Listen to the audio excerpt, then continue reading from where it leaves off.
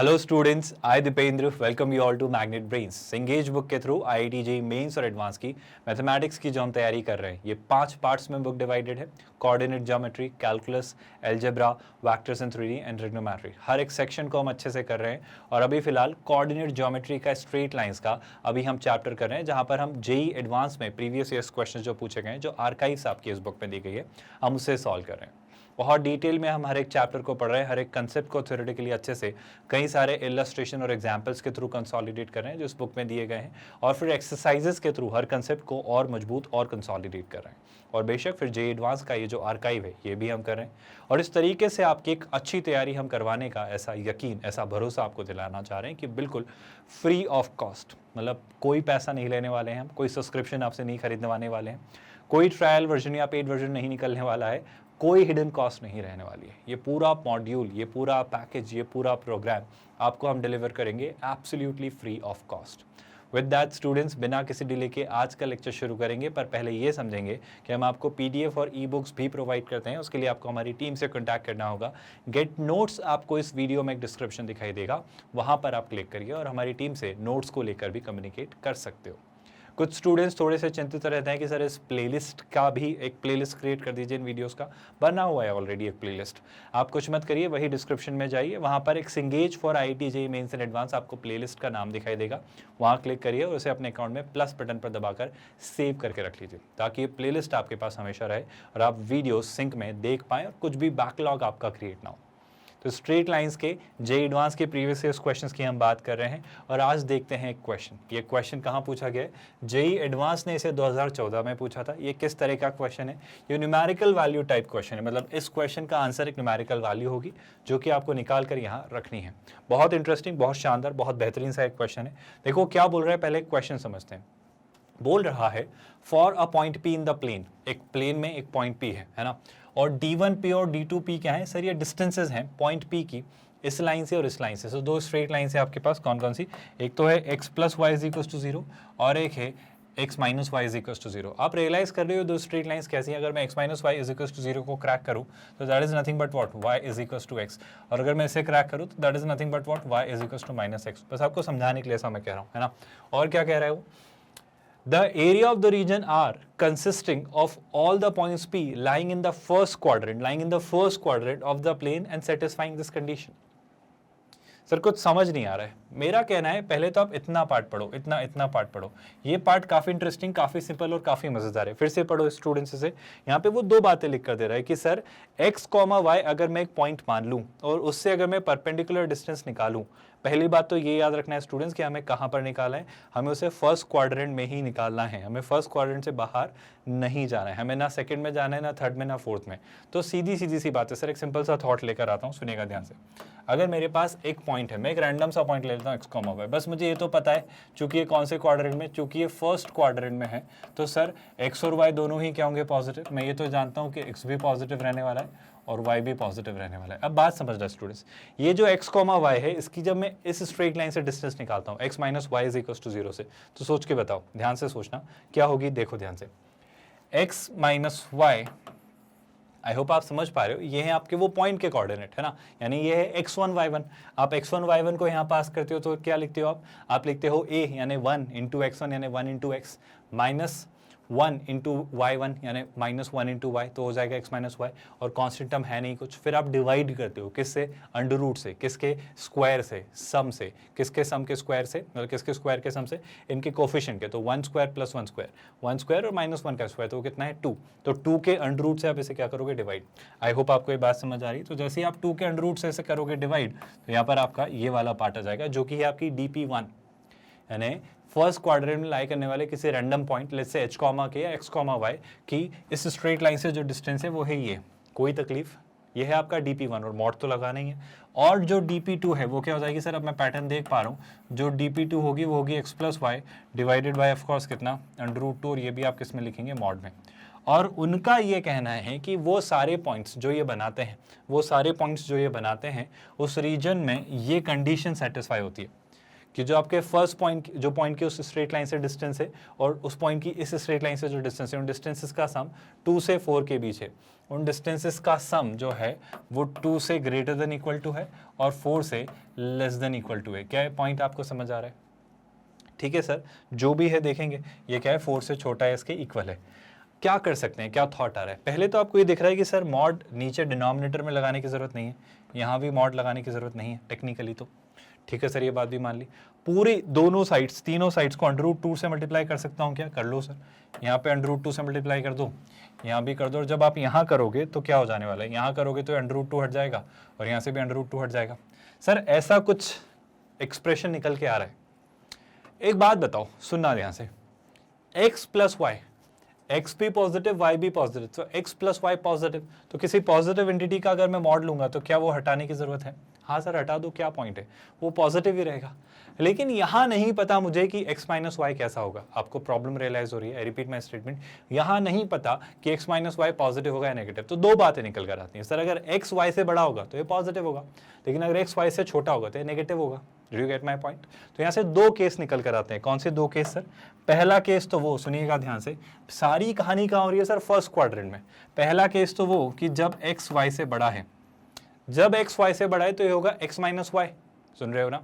तो y से y cancel, तो ये बचा x और x 2x है ना, ये बचेगा 2x, तो 2 से पूरा एक्सप्रेशन कैंसिल होगा, तो यहाँ बचेगा √2 से बड़ा होगा x और किससे छोटा होगा? 2√2 से। क्या आपको एक कंक्लूजन समझ आ रहा है? और सर वो केस जब x जो है आपका y से छोटा है, वो केस जब x जो है आपका y से छोटा है, उस केस में क्या होगा? बहुत ध्यान से सुनना सर। सर जब आपका x जो y से छोटा है, उस केस में क्या होगा? बात समझो। उस केस में ये x माइनस वाई क्या हो जाएगा? नेगेटिव। आप समझ रहे हो ना, ये छोटा है बड़ा है, तो ये कैसे ओपन होगा? Negative of x minus y, यानी कि y minus x. Y minus x मतलब क्या? x से x कैंसिल, तो बचेगा क्या? 2y। ये है 2y, ये है 2√2 और वो है 4√2, तो 2 कैंसिल, तो ये क्या बचेगा सर? ये बचेगा √2 से बड़ा कौन? y, और y से बड़ा कौन? y मतलब y से बड़ा कौन? y से बड़ा 2√2। सर इन सारी बातों का मतलब क्या है? इन सारी बातों से आप जाना कहाँ चाह रहे हो? इन सारी बातों से आप निकालना क्या चाह रहे हो? एक मिनट, क्वेश्चन बीच में बचा हुआ है। आपको क्या निकालना है? आपको एरिया निकालना है सर, एरिया निकालना है। सर किस रीजन का एरिया निकालना है? इस रीजन का निकालना है जो वो सारे पॉइंट्स x और y जो इस कंडीशन को सेटिस्फाई करते हैं। टेक्निकली आपको अब क्या करना है स्टूडेंट, सोचिएगा, आपको अब कुछ नहीं करना है। आपको ये जो दो रीजन दिए गए हैं, कौन कौन से? एक तो इसकी हेल्प से एक रीजन बनाओगे आप, और एक इसकी हेल्प से रीजन बनाओगे। ये किसका सिंप्लीफिकेशन है? वो कंडीशन का जो आपको क्वेश्चन में दी गई थी, इससे और इससे। बाय द वे कहाँ बनेगा सब कुछ? फर्स्ट क्वाड्रेंट में। तो इससे और इससे सेटिस्फाई करता हो आपको एक रीजन प्लॉट करना है, और बस उस रीजन के मिल जाने के बाद आप इस क्वेश्चन को खत्म कर देंगे। मेरा यकीन करिए ये बहुत टफ, बहुत मुश्किल क्वेश्चन नहीं है, अगर अब आप चीज़ें सीधे सीधे सोच पा रहे हैं तो। क्या आपके दिमाग में आइडिया आ रहा है कि सर बिल्कुल भी टफ क्वेश्चन नहीं है? क्योंकि सर ये तो सोच सकते हैं। ऐसे कैसे सोच सकते हैं सर? क्या आपने स्क्रीन पॉज करके इसके बाद वाला हिस्सा ट्राई किया? आई होप आप सभी ने किया होगा। मेरा कहना है सर कैसे सोचेंगे कुछ समझ नहीं आ रहा है, तो फर्स्ट क्वाड्रेंट बनाते हैं सबसे पहले। तो फर्स्ट क्वाड्रेंट में बताएं मुझे किस में इंटरेस्ट आ रहा है? एक्स वाई, वाई एक्स, ये एक स्ट्रेट लाइन है। अगर मैं आपसे पूछूं स्टूडेंट्स तो मुझे एक बात बताओगे क्या? y is equals to x एक स्ट्रेट लाइन अगर मैं पता कर लूँ, y is equals to x एक स्ट्रेट लाइन अगर मैं पता कर लूँ, तो देखो यहाँ पे क्या दिया है? x ग्रेटर देन y, यहाँ पे दिया है x लेस देन y। सुनिएगा ध्यान से, काम की बात, बहुत काम की बात सुनना। अगर मैं एक लाइन प्लॉट करता हूँ, सुनना है ना, अगर मैं ये लाइन प्लॉट करता हूँ, थोड़ा इसे और ठीक से बना लेते हैं। ये जो आपकी स्ट्रेट लाइन है ना, ये जो आपकी स्ट्रेट लाइन गई है, इसमें मैं y is equals to x वाली स्ट्रेट लाइन पहले तो प्लॉट कर दे रहा हूँ। तो मान लो ये आपकी y is equals to x वाली स्ट्रेट लाइन है। ये कौन सी स्ट्रेट लाइन है sir? y is equals to x, है ना। अब सर कहीं ना कहीं टेक्निकली क्या होगा सर? कहीं ना कहीं √2 होगा एक्स एक्सिस पे, और कहीं ना कहीं थोड़ा आगे जाके क्या होगा? 2√2। कोई दिक्कत किसी भी स्टूडेंट को? सिमिलरली सर कहीं ना कहीं y एक्सिस पर भी क्या होगा? √2, और थोड़ा आगे जाके क्या होगा? 2√2। आई होप आप मेरी बातें समझ पा रहे हैं, बहुत अच्छे से चीज़ें क्लियर हो रही हैं। एंड कहना है से कि √2 और √2 सेम किसी पॉइंट पे कन्वर्ज हो रहे होंगे, क्योंकि ये कौन सी लाइन है? y is equals to x. Similarly 2√2 और 2√2 यहाँ भी कहीं ना कहीं किसी सेम पॉइंट पे आके कन्वर्ज हो रहे होंगे। अब बस मुझे ये बता दो स्टूडेंट्स, अब आप मुझे बस ये बता दो कि अगर मैं पहली कंडीशन के पास जाऊँ, पहली कंडीशन के पास जाऊँ, कौन सी? ये वाली। इसमें उसने चाहा था कि जो x है वो √2 से 2√2 के बीच में हो, तो इसके अकॉर्डिंग x क्या होगा? इसके अकॉर्डिंग x होगा कि √2 से 2√2 के बीच का सर ये पूरा जोन है आपका, आप समझ पा रहे हो ना, आई होप ये बात है आप समझ पा रहे हो, √2 से 2√2 के बीच का ये जोन है। लेकिन इसमें एक कंडीशन आप लगाना भूल गए सर, एक कंडीशन ये भी तो होगी कि x जो है वो y से बड़ा होगा। अच्छा x y से कब बड़ा होता है, इस लाइन के नीचे, इस लाइन के ऊपर। आई होप आपको बात समझ आ रही है, y इक्वल्स टू x ये लाइन है, तो एक जोन होगा जब x बड़ा होगा, एक जोन होगा जब y बड़ा होगा। कब कौन बड़ा होगा आप खुद सोच के देखो। कहना है कि सर यहाँ जो पॉइंट मिलेंगे वो कैसे मिलेंगे, जैसे एक रैंडम सा पॉइंट ले लेता हूँ, लेट्स से ये ले लिया, ये क्या होगा 4,0, या लेट्स से ऊपर ले लिया, यहाँ क्या होगा 4,1। 4,1 में कौन बड़ा है, 4 या 1? सर 4 मतलब x बड़ा है, x बड़ा है मतलब इस स्ट्रेट लाइन के नीचे का हिस्सा, मतलब √2 से 2√2 के बीच में ये पूरी पट्टी थी, पर मुझे इस लाइन से ऊपर का हिस्सा नहीं लेना है, तो मुझे इस लाइन से नीचे का हिस्सा मतलब ये वाला जोन लेना है। क्या आपको बात समझ आई? तो एक तो इस रीजन का एरिया हमें चाहिए। क्वेश्चन आई होप आपको समझ आ रहा है। सिमिलरली अगर मैं आपसे बात करूं, जब आपसे कोई कह रहा है कि आपका y जो है वो √2 से 2√2 के बीच में, जब आपसे कह रहा है कि वो y जो है 1√2 से 2√2 के बीच में, तो वो ये जोन चाह रहा है आपसे। लेकिन एक मिनट, उसने क्या कहा सर, इस दौरान आपको ये भी इंश्योर करना है कि आपका जो x है वो y से छोटा हो, जो आपका x है जो y से छोटा हो। सर इस जगह में इस लाइन से नीचे x y से बड़ा होता है, तो इस लाइन से ऊपर x y से छोटा होगा, तो मतलब ये वाला जोन, क्योंकि इसका और इसका इंटरसेक्शन क्या है, बस ये वाला जोन। तो कैन आई फाइनली कंक्लूड कि सर आपको जो जोन चाहिए वो क्या होगा, इस वाले केस में जो जोन चाहिए वो ये होगा। तो ओवरऑल जो फाइनल कंक्लूजन होगा वो आपको कौन सा एरिया चाहिए सर, वो आपको इस रीजन का एरिया चाहिए, ये वाला, और ऑफ कोर्स आपको इस रीजन का चाहिए एरिया, ये वाला। बहुत डिफिकल्ट तो नहीं हो रहा है स्टूडेंट्स? क्या ये क्वेश्चन आप आसानी से समझ पा रहे हैं बिना ज़्यादा घबराए, हैरान हुए, परेशान हुए? सर इसका एरिया कैसे निकालेंगे? मैं कह रहा हूँ बहुत आसान है। ऐसे कैसे आसान है सर, आप समझो तो बात को। क्या मैं ऐसा कहूँ, थोड़ी देर के लिए सुनना ध्यान से, अगर मैं इसे कहूँ A, इसे मैं कहूँ लेट्स से B, इसे मैं कहूँ लेट्स से C, और इसे मैं कहूँ D, कोई भी तरीका यूज़ कर लो, बहुत आसान सी बात है। अब मैं आपकी सहूलियत के लिए लेट्स से कुछ पॉइंट्स बना देता हूँ, जैसे कि क्या होंगे, जैसे कि ये होगा E, इस पॉइंट को कहते हैं E, इसे कहते हैं F, और इसे कहते हैं G। आप एक बात बताओ, अगर मैं आपसे पूछूं एक क्वाड्रिलैटरल ABCD का एरिया, जो कि टेक्निकली क्या है, एक स्क्वायर है ना, तो जो स्क्वायर है आपका कौन सा, ABCD का एरिया। सर इस ABCD के एरिया में से अगर मैं AEFG का एरिया सब्ट्रैक्ट कर दूं, अगर मैं AEFG का एरिया सब्ट्रैक्ट कर दूं, तो शैलाई से मुझे इस शेप का जो रिक्वायर्ड रीजन है, ये BCDGFE, इस रिक्वायर्ड रीजन का एरिया मिल जाएगा। जिस रीजन का आपसे एरिया पूछा है उसका एरिया आपको मिल जाएगा। क्या आपको एक क्वेश्चन समझ आ रहा है? बहुत आसान सा क्वेश्चन, बिल्कुल सर बहुत आसान सा क्वेश्चन है ये।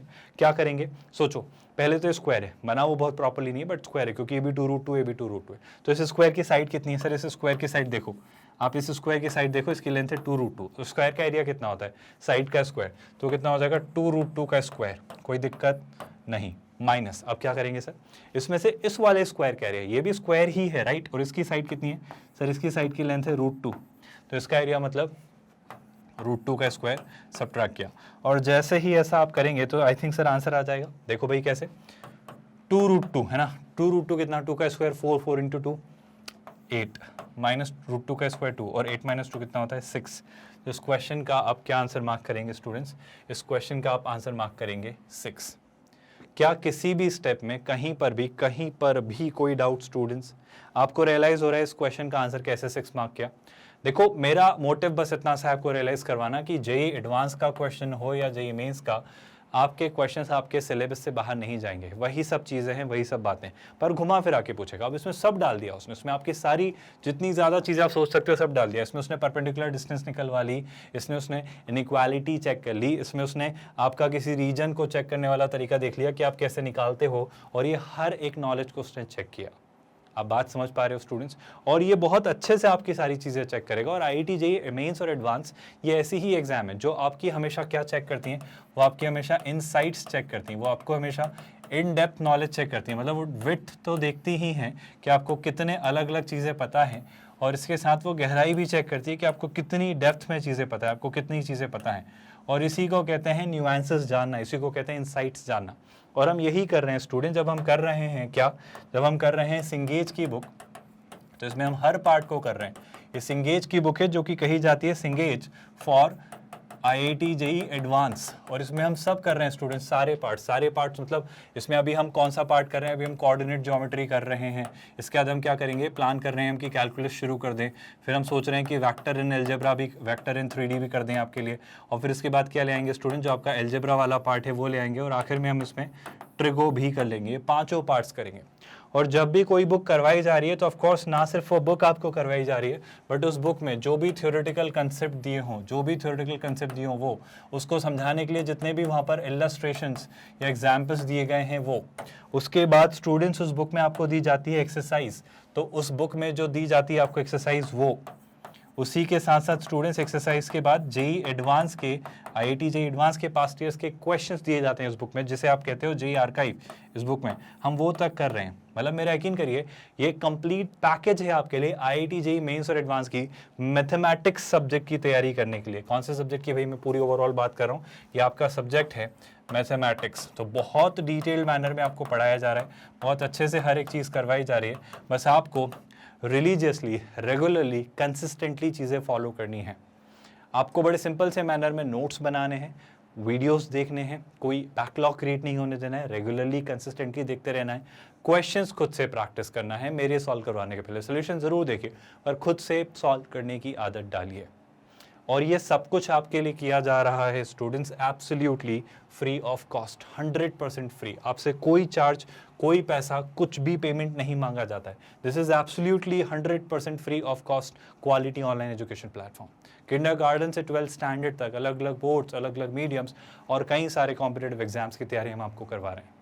और यकीनन तौर पर आपसे कोई सब्सक्रिप्शन खरीदने को नहीं कहा जा रहा है।